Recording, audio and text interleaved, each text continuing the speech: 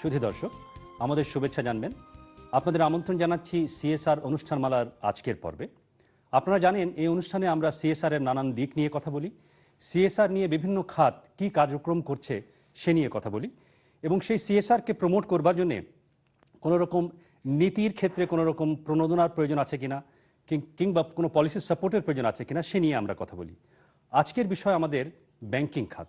এই ব্যাংকিং খাতে সিএসআর কার্যক্রম কীরকম চলছে এই বিষয়টি নিয়ে কথা বলবার জন্য আজকে স্টুডিওতে আমরা আমন্ত্রণ জানিয়েছি তিনজন অতিথিকে। আসুন তাহলে অতিথিদের সঙ্গে পরিচিত হয়ে নেই। প্রথমে আছেন জনাব Abdul Muhaimen, managing director and CEO, BRAC bank limited. তারপরে আছেন জনাব Shitangshu Kumar Sur Chowdhury, general manager, department of offsite supervision, Bangladesh bank. এবং সবশেষে আছেন ডক্টর ফাহমিদা খাতুন, অর্থনীতিবিদ। প্রথমে যদি আমরা একটি বিষয় আসি, যেহেতু আপনি ব্যাংক প্রতিনিধিত্ব করছেন, যে আপনি যদি আমাদেরকে বলেন যে ব্যাংকিং সেক্টরে কিংবা পার্টিকুলারলি আপনার ব্যাংকে এই কর্পোরেট সোশ্যাল রেসপন্সিবিলিটির কার্যক্রমের চেহারাটি কেমন, বা কী ধরনের কার্যক্রম, কোন খাতে আপনারা কাজ করছেন? প্রথমত পরিষ্কার করে নিই, আমি যখন কথা বলবো ব্র্যাক ব্যাংকের পরিপ্রেক্ষিতে বলবো, ইন্ডাস্ট্রির ব্যাপারে না। আমাদের কর্পোরেট সোশ্যাল রেসপন্সিবিলিটিটা অ্যাকচুয়ালি আমরা করি as a part of our total activity, because we are in the community and community support, কিংবা যেখান থেকে আমরা নিচে ফেরত দেওয়ার জন্য আমাদের ফোকাসটা তিনটা জায়গায় প্রাইমারিলি। একটা হচ্ছে হেলথ অ্যান্ড হেলথ রিলেটেড যেগুলো আছে, আর একটা হচ্ছে এডুকেশন, আর কিছু আছে আপনার সোশ্যাল অ্যাওয়ারনেসের উপরে, ফিনান্সিয়াল ইনক্লুশন বলেন, ফিনান্সিয়াল এডুকেশন বলেন, not as a core part of our activity of the bank, but আমরা যে কমিউনিটিগুলো কাজ করি সেখানে ডেভেলপ করার জন্য। সো ওভারঅল এই তিনটাই প্রাইমারি ফোকাস এরিয়া, বাট এর সাথে সাথে যখন ফ্রম টাইম টু টাইম যদি কিছু আসে তখন we get involved in that as well. কিন্তু পার্টিকুলার কোনো প্রজেক্ট বলবেন যে আপনাদের এই ক্রাইটেরিয়া, একটা হচ্ছে যে খাতের কথা বললেন, কোনো অ্যাপ্রোচ, যে নির্দিষ্ট অ্যাপ্রোচ আছে আপনাদের, যে অ্যাপ্রোচ আপনারা ফলো করেন এই কার্যক্রমে? লাইক আই সেড, হেলথের ব্যাপারে যেরকম আমরা যখন দেখেছিলাম যে উই স 3-4টা এরিয়াতে যে আমাদের বড় আকারে ইম্প্যাক্ট হয় কিন্তু ইনভলভমেন্ট অন্যান্য হাউজের কম থাকে।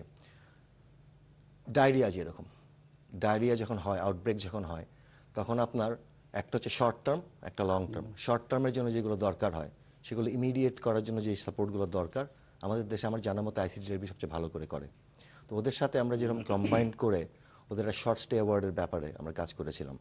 অ্যান্ড এটা আপনার যে কোনো সময়, ওয়েদার ইটস এ ন্যাচারাল ডিজাস্টারের পরে হতে পারে কিংবা এন্ডেমিক হতে পারে, সেই সময় যে সাপোর্টটা দরকার ওই সাপোর্ট করার জন্য যেটা আমরা মেডিকেলি পারি না, আমরা ফ্যাসিলিটিগুলো প্রোভাইড করি। আপনারা পার্টনারশিপ করছেন অন্যান্য যাদের অ্যাক্টরদের সঙ্গে। আচ্ছা, ধন্যবাদ আপনাকে।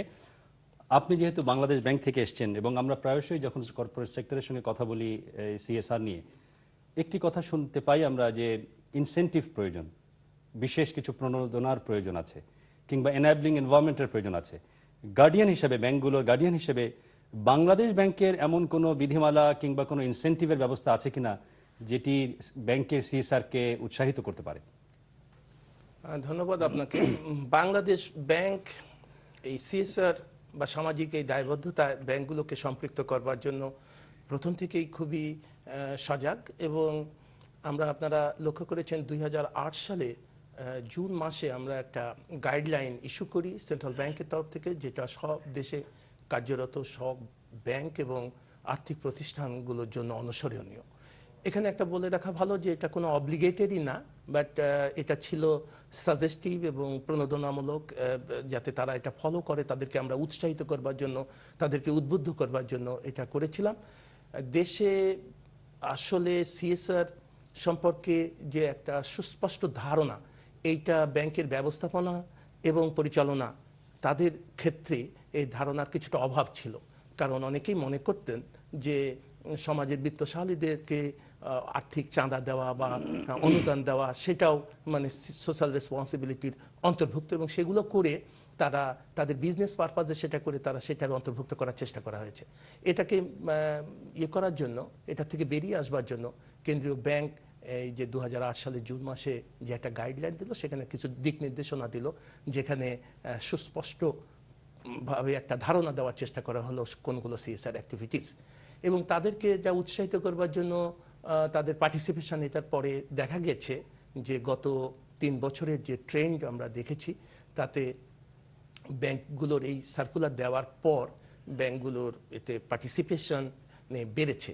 এর গুণগত মান এবং পরিমাণগত দুটা দিকেই আমরা একটা ইতিবাচক পরিবর্তন আমরা লক্ষ্য করেছি। মানে সিএসআর এর সংজ্ঞা নিয়ে যে বিভ্রান্তি ছিল সেই বিভ্রান্তি দূর করবার চেষ্টা করেছেন দূর করবার চেষ্টা করেছি এবং সেটা আমাদের সেই সার্কুলার সেটা কেটে গেছে অনেকটা। আর বাংলাদেশ ব্যাংকের তরফ থেকে এইবার এই প্রথমবারের মতো আমরা একটা annual report on CSR activities CSR উপরে আমরা বের করতে যাচ্ছি। সেটা খুব শীঘ্রই আমরা লঞ্চ করব। এটা আমাদের বর্তমান গভর্নর ডক্টর আতিউর রহমান সাহেবের নির্দেশে এবং তারই ইয়েতে উৎসাহে আমরা এটা করতে যাচ্ছি। এবং এখানে ব্যাংকগুলোর একটা টোটাল চিত্র, তাদের পার্টিসিপেশন, এবং আমরা কিছু ক্রিটিক্যালি অ্যাসেস করার চেষ্টা করেছি কোন কোন অ্যাক্টিভিটিসে তারা কী ধরনের অংশগ্রহণ করছে, কাদের অংশগ্রহণ বেশি ইত্যাদি।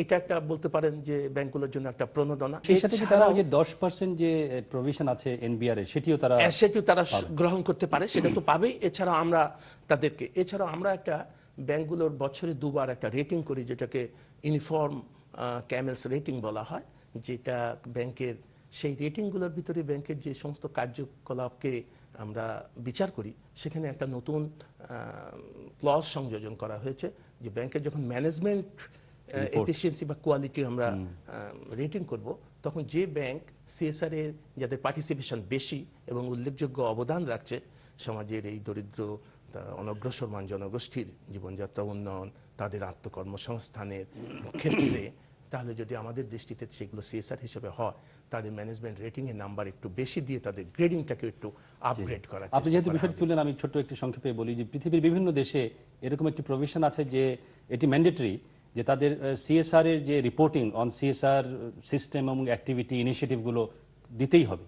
এটা কি আমাদের এখানে ম্যান্ডেটরি, যে কি কাজ করছে বা করছে কিনা এই রিপোর্টটা? এটা ম্যান্ডেটরি, কারণ যে সমস্ত অ্যাক্টিভিটিস তারা করছে সিএসআর ব্যাপারে তাদেরকে ব্যাংকগুলোকে নির্দেশ দেওয়া হয়েছে যে ব্যাংকগুলো যখন অ্যানুয়াল রিপোর্ট তৈরি করে, তাদের যখন বার্ষিক রিপোর্ট করবে, সেখানে তাদের টোটাল একটা চ্যাপ্টার থাকবে যেখানে সিএসআর অ্যাক্টিভিটিসে খাতওয়ারি ইনভলভমেন্ট যেটা, এবং এটি রিফ্লেক্টেড হবে তাদের অ্যানুয়াল পারফরম্যান্সের উপরে।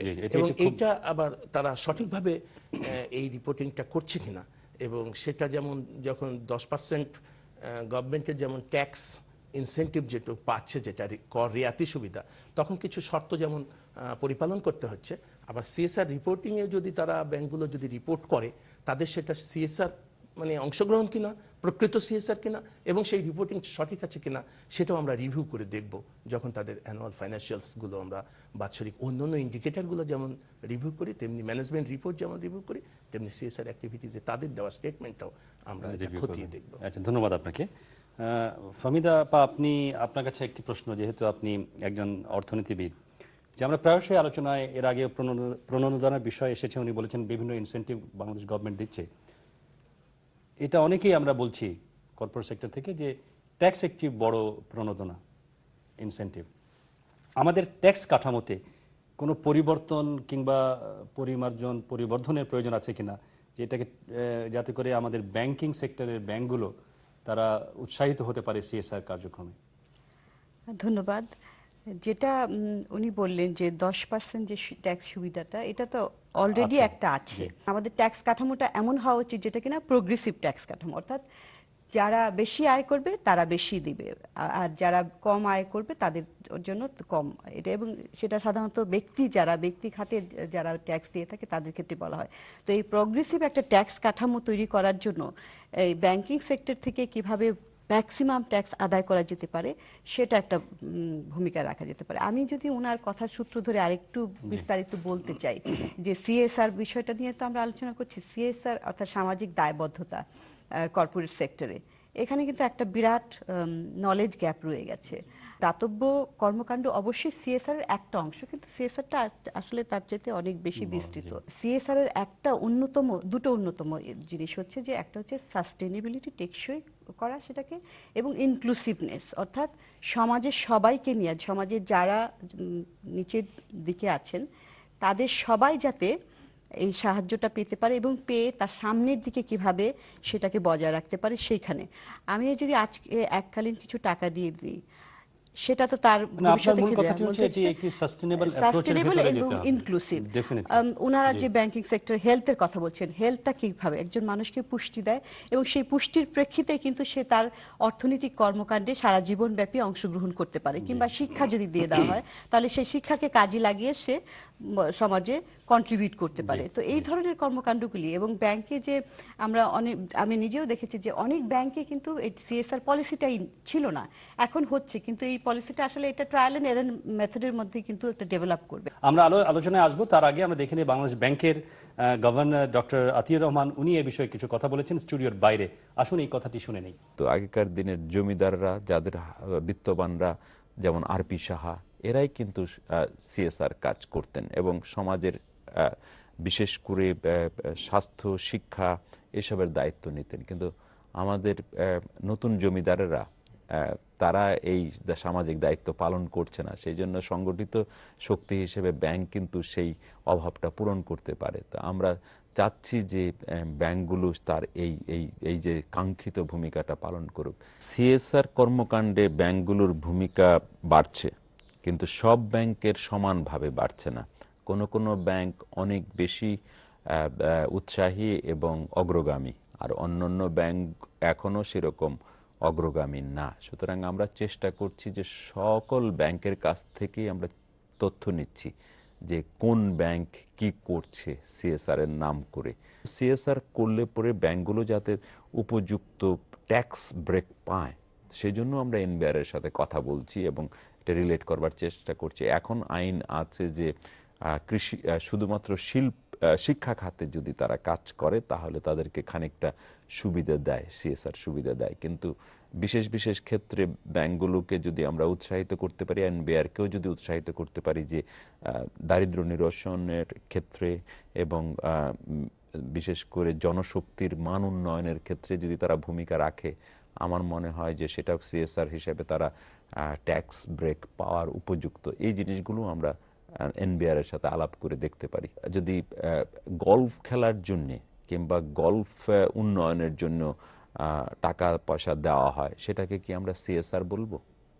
আমি অন্তত বলবার পক্ষপাতী না।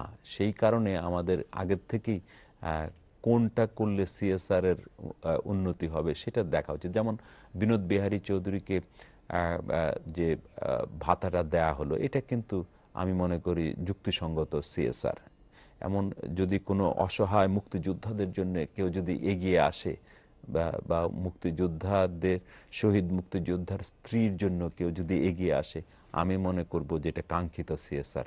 সুতরাং এই সিএসআর এর এই যে আমি বলবো যে কোনটা সংজ্ঞাটা আমাদের জন্য খুব গুরুত্বপূর্ণ। ডক্টর আতিউর রহমানের বক্তব্য থেকে আমরা দেখলাম যে বিভ্রান্তি যে আছে আমাদের সিএসআর এর ডেফিনেশন নিয়ে, এটি তিনি আরেকবার পুনর্ব্যক্ত করলেন। আপনার কাছে আসি, যেহেতু আপনি বলছিলেন আপনারা বেশ কিছু সিএসআর কার্যক্রম আছে, আপনি কি আমাদেরকে কিছু বলবেন যে আপনাদের এই কার্যক্রমকে আরো এগিয়ে নেওয়ার ক্ষেত্রে নীতি সহায়তার কোনো বিশেষ ইন্টারভিন করবার জায়গা আছে কিনা, পলিসি সাপোর্টের প্রয়োজন আছে কিনা, কিংবা সরকারের নীতিমালায় বা ব্যবস্থাপনায় কোনো জায়গায় কোনো সীমাবদ্ধতা আছে কিনা?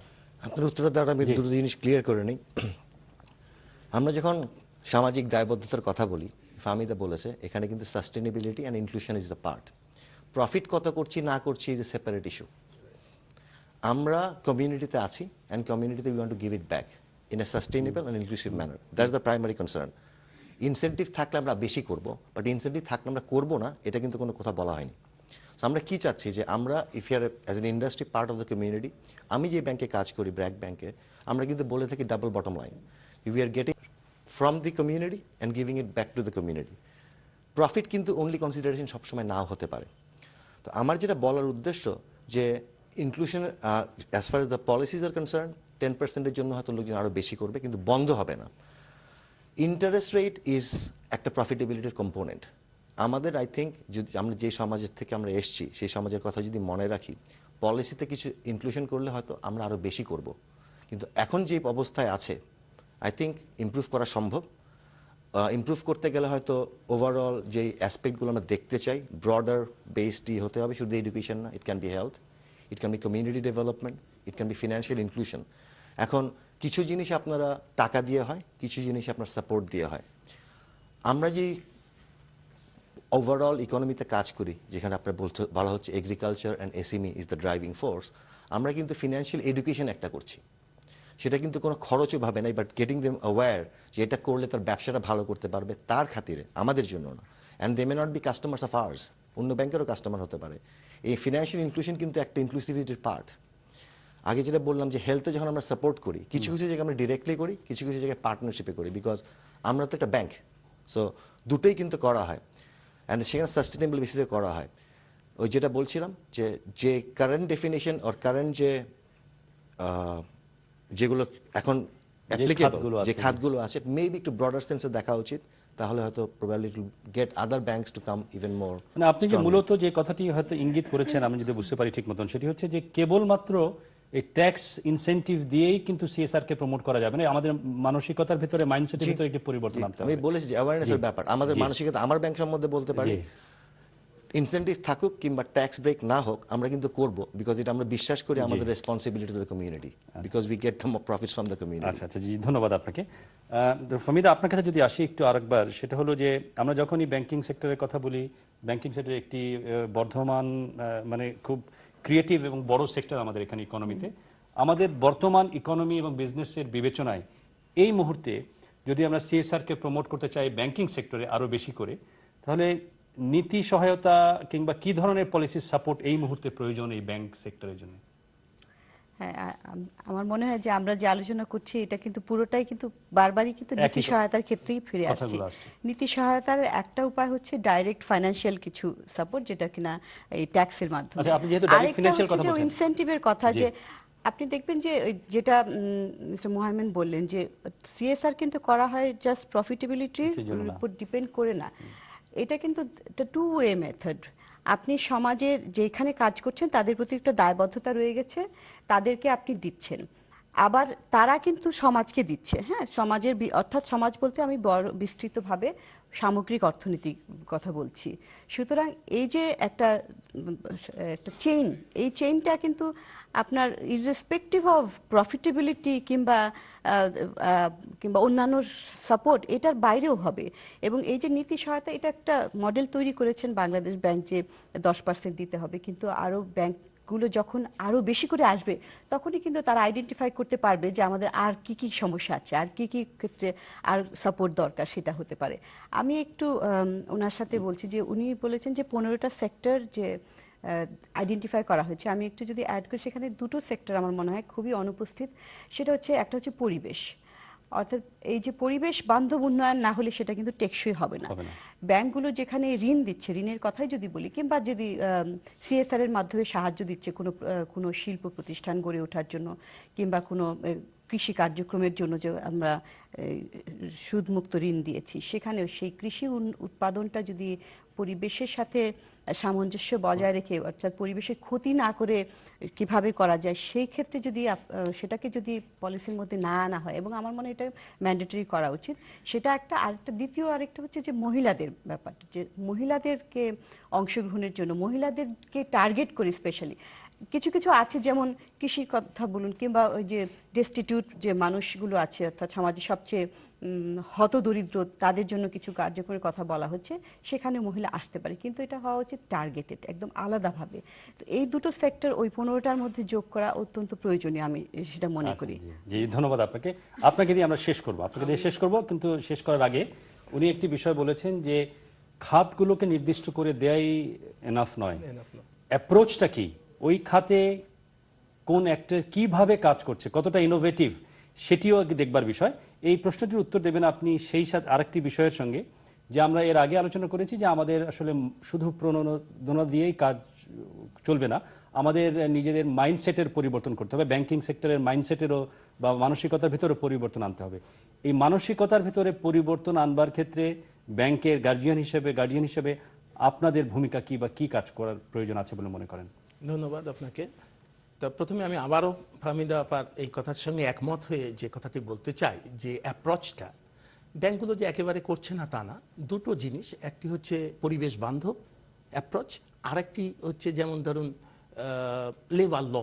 ব্যাংকগুলো যখন ঋণ দিচ্ছে সেখানে লেবার লয়ের যে রিকোয়ারমেন্ট সেটা ফুলফিল করে, এবং পরিবেশ ছাড়পত্র নিয়ে এইটাতে, এবং বাংলাদেশ ব্যাংকের তরফ থেকে যে কোনো ব্যাপারে একটা ইয়ে করা আছে, নির্দেশনা দেওয়া আছে যে, এবং তাদেরকে উৎসাহিত করাও আছে যে কখনোই যেখানে পরিবেশ পলিউট করবে সেই রকম খাতে যাতে ব্যাংকগুলো ঋণ না দেয়।